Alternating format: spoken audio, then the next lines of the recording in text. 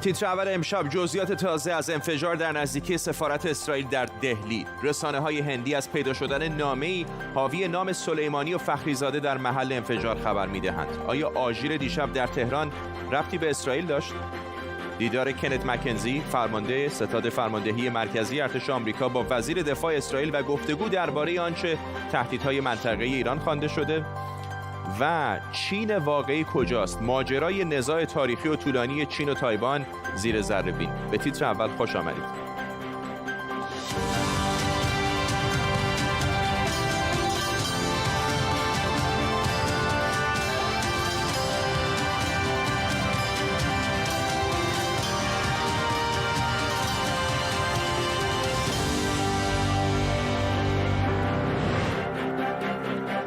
سلام به شما. ماموران واحد ویژه ضد تروریسم پلیس هند همچنان در حال تحقیقات در محل انفجار در نزدیکی سفارت اسرائیل در دهلی هستند. گزارش شده نامه‌ای در نزدیکی محل انفجار پیدا شده که در اون به نام قاسم سلیمانی و محسن فخریزاده اشاره شده. ظن نقش داشتن ایران حالا جدی‌تر شده و قرار تیمی از اسرائیل به هند برن. همزمان دیشب در تهران صدای آژیر قرمز در غرب تهران بسیاری رو نگران کرده. اظهار نظرهای مقامات ایران تا این لحظه مبهم بوده. ادعاهایی هم در مورد پرواز جنگنده‌های اسرائیلی بر فراز آسمان ایران مطرح شده، هرچند ایران اون رو تکذیب کرده. در طول برنامه به کمک تیمی از کارشناسان و خبرنگاران از نیویورک تا تل‌آویو این خبر و خبرهای دیگر رو دنبال می‌کنیم. پیش از همه بریم به تل‌آویو. همکارم بابک اسحاقی از این شهر به ما پیوسته. بابک، چه جزئیات بیشتری می‌دونیم در مورد انفجار در نزدیکی سفارت اسرائیل در دهلی؟ در ابتدا خبری که دقایقی پیش در سامانه والا نیوز، یکی از سایت‌های معتبر اسرائیل، انتشار یافت که بی ربط هم به این خبر نیست بگم، و اون این هستش که این سامانه خبر داد که در یک واحدی به نام واحد 400 در سپاه قدس تأسیس شده که وظیفه اون انتقام گیری از اسرائیل و ایالات متحده در خارج از کشور هستش. واحد 400 که در سپاه پاسداران و سپاه قدس قرار داره، افرادی در اون هستن که پاسپورت های خارجی دارن و وظیفه اونها عملیات در خارج از ایران هستش. و در همون رابطه باید گفتش که منطقه‌ای که سفارت اسرائیل در هندوستان در اون واقع شده در قلب دهلی نو بوده که انفجاری دیروز اون را در یک قوطی نوشابه که مواد منفجره به صورت بسیار ناشیانه قرار داده شد منفجر شد. ولی آنچه که چراغ قرمزها را در اسرائیل روشن کرد فرداد نامه‌ای بود که در کنار این بمب پیدا شد و در اون نام فخریزاده و قاسم سلیمانی اومده بود و از انتقام گیری سخن رفته بود. در فوریه سال 2012 یک موتور سوار در دهلی به یک اتومبیلی که یکی از وابستگان نظامی اسرائیل در اون قرار داشت بمبی چسبوند که در اون این وابسته نظامی کشته شد. و از همانجا هم هستش که اسرائیل به این مسئله بسیار با نگرانی نگاه میکنه و امروز خبر رسید که مأموران موساد اسرائیل به هندوستان خواهند رفت و در رابطه با پژوهش و تحقیق در رابطه با این بمب گذاری به پلیس هندوستان کمک خواهند کرد. همچنین آقای نتانیاهو پیامی برای نخست وزیر هندوستان فرستاده و از او خواسته که به این مسئله به طور جدی رسیدگی بکنه. ممنونم از تو بابک اسحاقی، خبرنگار ما در تل‌آویو.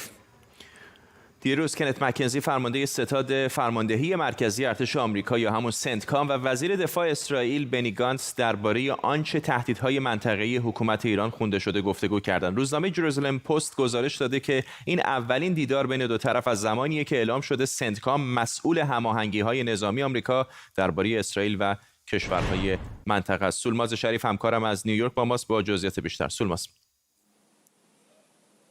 فرداد، علاوه بر اینی که گفتین اولین دیدار یک مقام رسمی آمریکایی از اسرائیل بعد از به روی کار آمدن دولت جدید هم هستش. همزمان با سفر فرمانده سنتکام به اسرائیل، وزرای دفاع دو کشور هم تلفنی با هم صحبت کردند و وزیر دفاع اسرائیل خلاصه ای از حرفایی که در این دیدار و گفتگوی تلفنی زده شده در حساب توییتری خودش نوشته.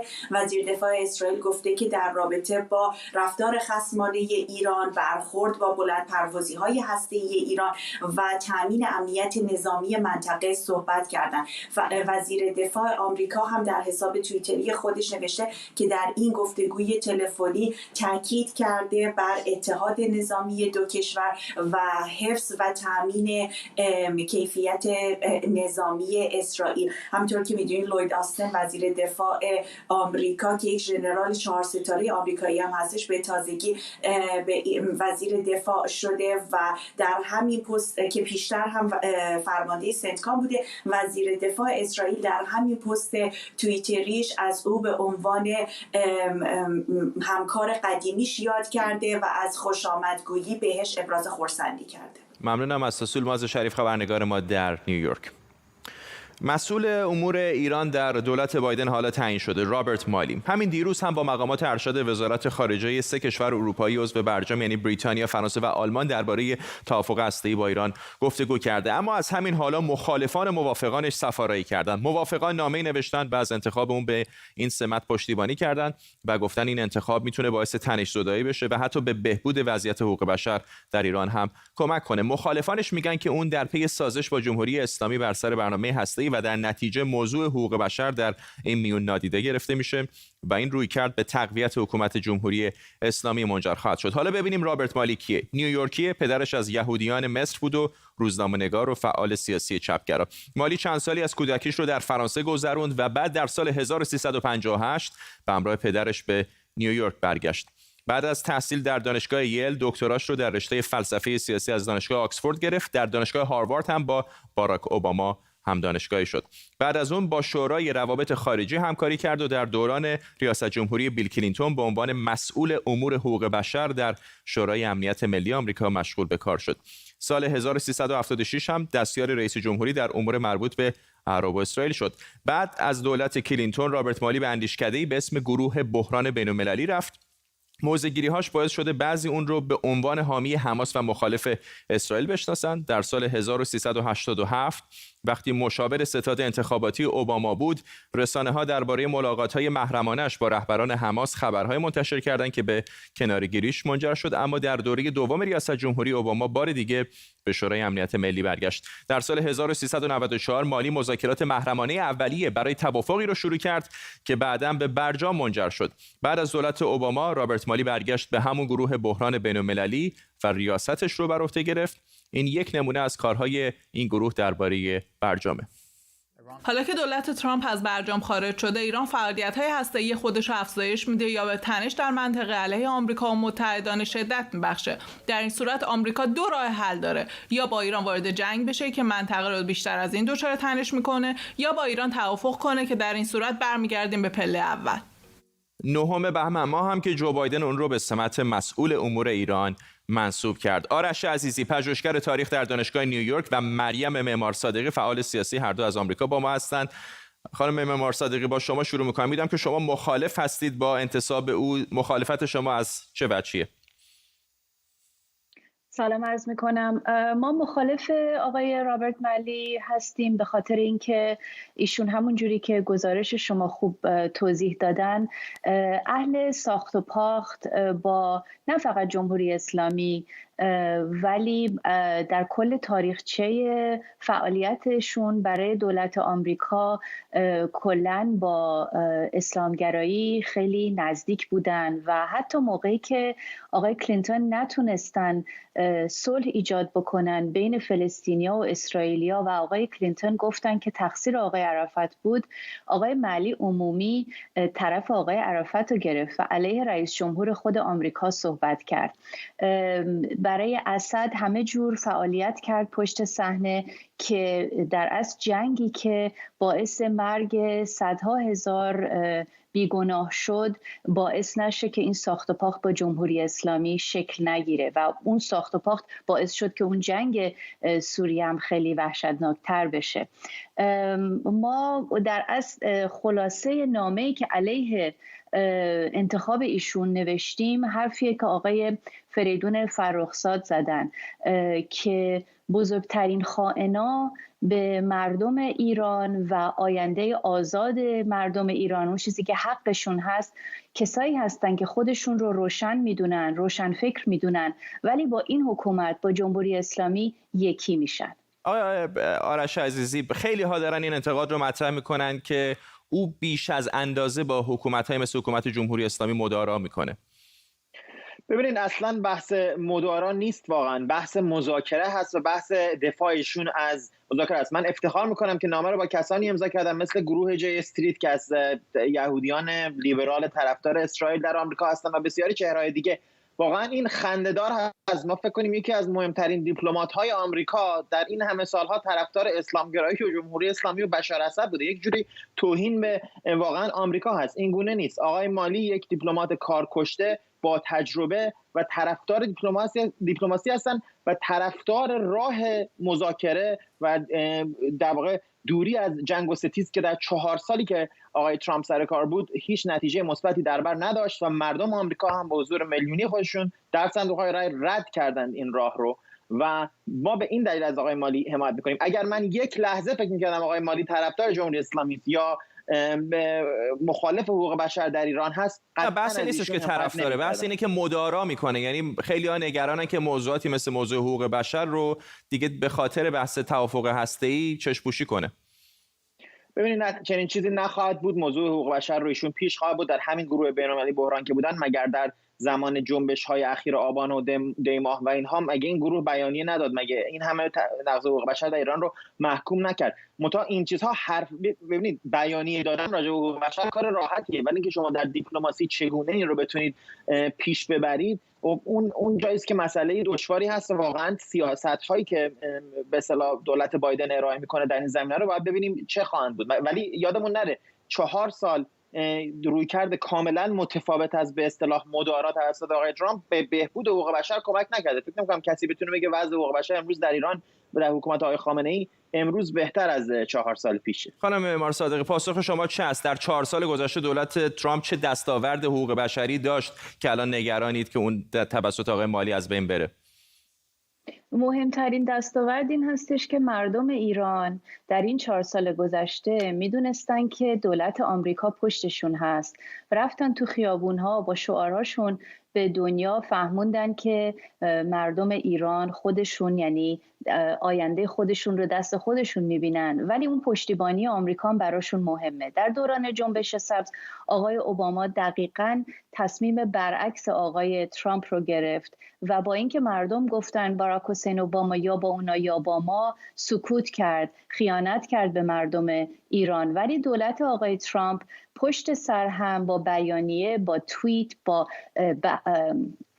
تحریم گذاشتن رو کسایی که نقض حقوق بشر میکردن و سپاه پاسداران نشون داد که خواسته مردم ایران رو خیلی خوب میفهمه و میدونه که مردم ایران حاضرن که فشار حتی رو خودشون بیاد، که فشار رو جمهوری اسلامی باشه از طریق تحریم، که بتونن بالاخره خودشون رو رها بکنن از این همه. ولی میخوام بپرسم نتیجه ملموسش رو زمین چی بود؟ چه اتفاقی افتاد؟ آیا جمهوری اسلامی ساقط شد؟ آیا وضعیت حقوق بشر در ایران بهتر شد؟ آیا وضعیت معیشتی ایرانی ها بهتر شد؟ وضعیتی که الان در خاورمیانه میبینیم این هستش که تمام مردم خاورمیانه علیه جمهوری اسلامی هستند. کشورهای عربی و اسرائیل یکی شدن علیه جمهوری اسلامی. مردم ایران، مردم افغانستان، عراق، جاهای دیگه، لبنان، جاهای دیگه در منطقه سفت و سخت میدونن که دشمنشون همینجاست، جمهوری اسلامیه، نه آمریکا، و میدونن که سیاست ساخت پاخت، اون چیزی که وجود داشت قبل از این 4 سال آقای ترامپ، باعث بدبختیشون شد، باعث سرکوبشون شد، باعث فساد زیاد شد و تا وقتی که این حکومت سر جاش باشه هیچ چیزی بهتر نمیتونه باشه. یعنی با ساخت و پاخت و مدارا بودن به هیچ وجه وضع مردم ایران و کل منطقه بهتر نمیتونه بشه. مریم معمار صادقی و آرش عزیزی، هر دو از آمریکا، ممنونم از شما. چند کشور با نام چین وجود داره. دعوای چین و تایوان که هر دو عنوان چین رو در نام رسمیشون دارن بر سر چینه. بر سر چیه؟ چین واقعی کدومه؟ آمریکا کجای این دعواست؟ امشب منازعه چین و تایوان رو زیر ذره بین میبریم.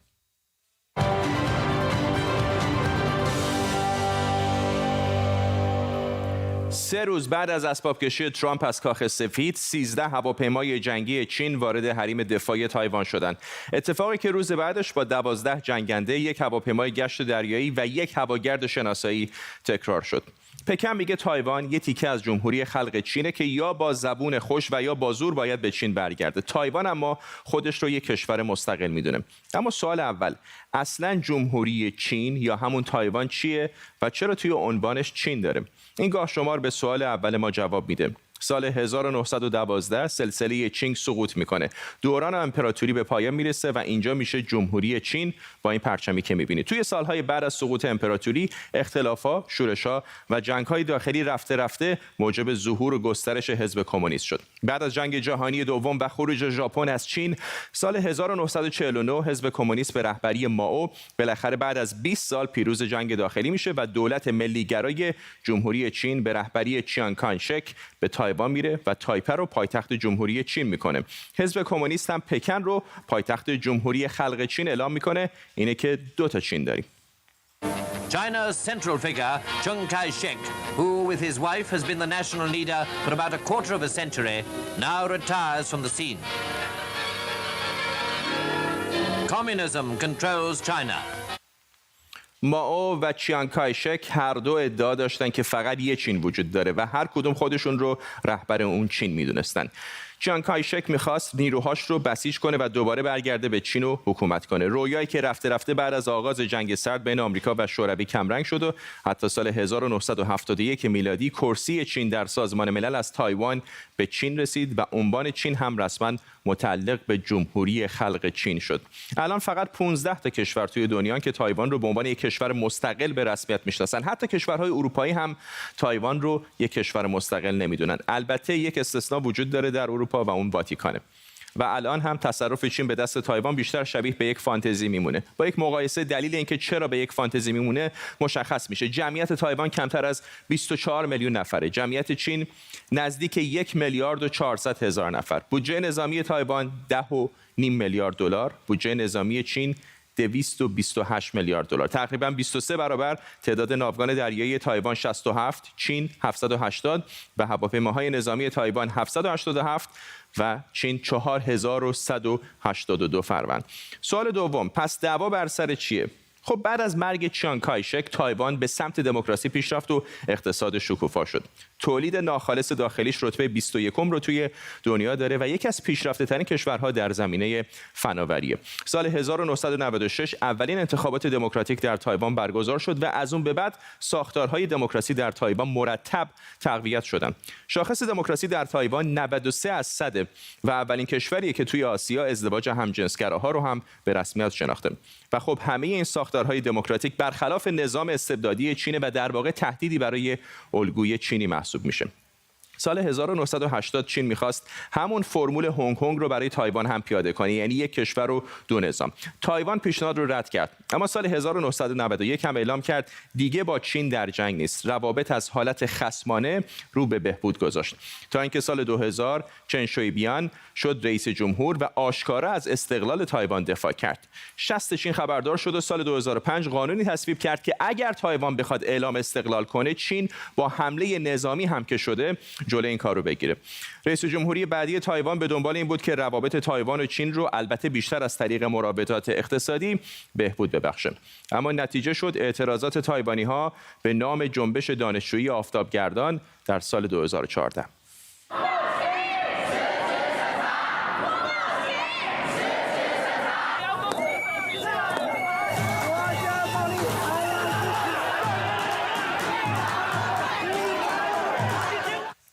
همونطور که دیدید تایوانی‌ها در اعتراض به وابسته شدن بیش از حد تایوان به چین و ترس از دست دادن دموکراسیشون به خیابون‌ها آمدن.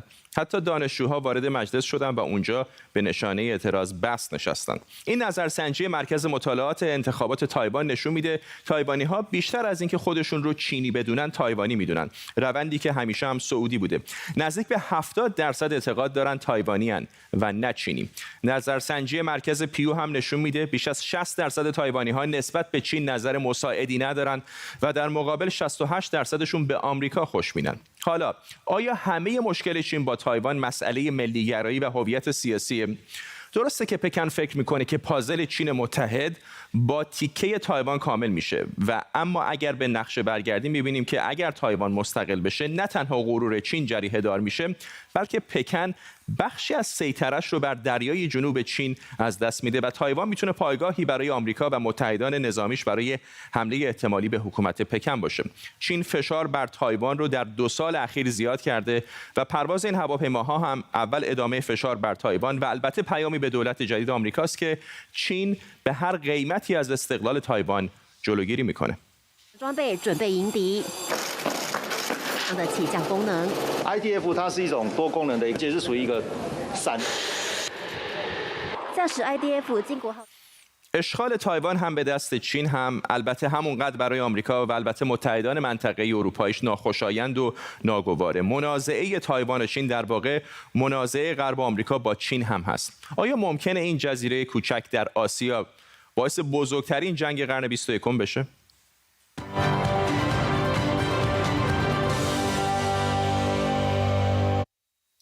خب تصاویر زنده داریم از آسمان مه گرفته لندن، جایی که بحران کرونا همچنان بالا هست و اختلاف نظرها بین بروکسل و لندن هم بر سر اینکه چقدر از واکسن‌های تولیدی شرکت آکسفورد آسترازنیکا باید به اتحادیه اروپا منتقل بشه بحث و جدال بوده. حتی اتحادیه اروپا بریتانیا رو برای مدت کوتاهی تهدید کرد که ممکنه مذاکرات و در واقع توافق مربوط به خروج بریتانیا از اتحادیه اروپا موسوم به برکسیت هم تحت تاثیر همین عدم همکاری بریتانیا برای ارسال محموله‌های واکسن به اتحادیه اروپا قرار بگیره. با این حال دیروز بالاخره اتحادیه اروپا با همتایان بریتانیاییش به مذاکراتی داشتن که نتیجه نهاییش به این ختم شد که بریتانیا قبول کرد که بخشی از این واکسن ها به اتحادیه اروپا، به کشورهای اتحادیه اروپا صادر بشه. میدونید که بحث بحران واکسن در اتحادیه اروپا بحث جدی هست. اینجا در بریتانیا تا حالا 3 واکسن آکسفورد آسترازنیکا، فایزر محصول ایالات متحده آمریکا و مدرنا تایید شدن و شرایط کم و بیش بهتر است. نزدیک 8 میلیون نفر اینجا در بریتانیا تا حالا واکسینه شدن، این در حالی که در اتحادیه اروپا این مقدار بسیار کمتر هست. تصاویر زنده هم داریم دوباره از ایتالیا. همونطور که احتمالاً در جریان هستید یک بحران سیاسی جدی هم ایتالیا رو فرا گرفته. رئیس جمهوری این کشور سرجو ماتارلا در تلاش هست تا مجلس این کشور رو متقاعد بکنه و همینطور مجلس سنا رو، مجلس در واقع سفلا و سنا رو متقاعد بکنه تا احزاب مختلف از به خصوص احزاب چپ با احزاب دیگه به توافقی برسن تا بتونن یک دولت با دوام در ایتالیا تشکیل بدن. میدونید که به خاطر بحران اقتصادی و سیاسی و شرایط اقتصادی فعلی ایتالیا که طبیعتاً بحران کرونا هم مزید بر علت شده، تشکیل دولت در این کشور با مشکل روبرو شده. البته یک دولت موقت به رهبری جوزپه کنته در حال حاضر اداره امور کشور رو به صورت سرپرستی بر عهده داره، اما دولت مستقری وجود نداره و رئیس جمهوری ایتالیا امیدوار هستش که بتونه با متقاعد کردن مجلسین ایتالیا یک دولت جدید تشکیل بده. خب 2 خبر کوتاه. کارت‌های بانکی بعضی از مهاجرین افغانستان در ایران مسدود شده. این مسئله که اولین بار هم نیست اتفاق افتاده، باعث اختلال در زندگی روزمره این افراد شده. تعدادی در اعتراض به این اقدام در مقابل بانک‌ها تجمع کردند و خواستار رسیدگی به وضعیت حسابشون شدند. کسب شهروندی کشورهای امیرنشین حوزه خلیج فارس اگر غیر ممکن نباشه خیلی سخته، اما حالا امارات متحده عربی اعلام کرده که قصد داره راه کسب تابعیت رو برای گروه‌هایی از افراد خارجی مثل سرمایه‌داران و افراد نخبه و خانواده‌هاشون فراهم بکنه. البته در امارات متحده عربی در قدیم هم این امکان وجود داشت که کسب تابعیت بشه، اما به شرایط بسیار دشوار. کسانی هستند که 40 سال 50 سال در اون کشور هستند و هنوز نمیتونن تابعیت بگیرن. کشورهای حوزه خلیج فارس عموما همینطوری هستند که کسب تابعیت در اونها بسیار دشوار هست. اما امارات متحده عربی حالا تصمیم گرفته که بخشی دست کم از سیاست‌های مهاجرتیش رو آزادتر بکنه. امیر دبی شیخ محمد آل مکتوم گفته که بعضی از کسانی که توانایی‌های خاصی دارند در زمینه علمی، در زمینه تجاری، در زمینه دستاوردهای ورزشی خواهند تونست که تحت شرایطی اقامت دائم و گذرنامه امارات رو بگیرن. میدونید که امارات یکی از مقصدهای مهم ایرانیان هست و حتی کسب اقامت عادی هم برای بسیاری از ایرانیان در سالهای گذشته بسیار دشوار بوده. طبیعتاً بسیاری از ایرانیان حالا این خبر مربوط به احتمال کسب تابعیت رو با جدیت دنبال خواهند کرد. شرایطش کاملا هنوز مشخص نیست. این فقط اعلام اولیه هستش که دولت این کشور کرده و نخست وزیر این کشور شیخ محمد بن راشد آل مکتوم در توییترش گفته که کسانی مثل پزشکان بسیار موفق، دانشمندان و صاحبان کسب و کار میتونن تحت شرایطی اقامت و گذرنامه امارات رو به دست بگیرن. به این ترتیب میرسیم به پایان تیتر اول امشب. تا برنامه بعدی، بدرود.